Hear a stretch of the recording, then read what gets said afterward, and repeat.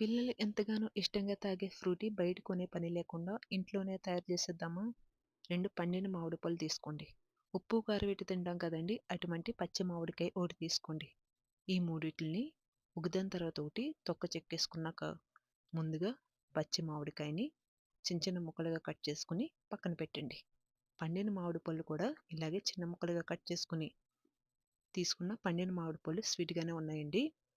ముందుగా కుక్కర్ గిన్నెలోకి పచ్చి మామిడికాయ ముక్కలు, పండిన మామిడికాయ ముక్కలు కూడా వేసేసుకుని, స్వీట్‌గానే ఉన్నాయి కదండీ పండిన మామిడికాయ.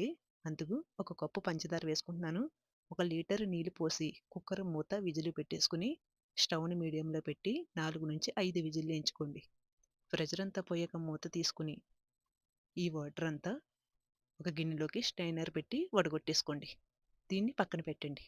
ఇప్పుడు ఈ పలుపంతా మిక్సీ జార్‌లోకి వేసేసుకుని, మెత్తగా మిక్సీ పట్టేసుకున్నాక పక్కన పెట్టుకున్న వాటర్‌లోకి ఈ పలుపును కూడా ఇలా వడగొట్టేసుకోండి.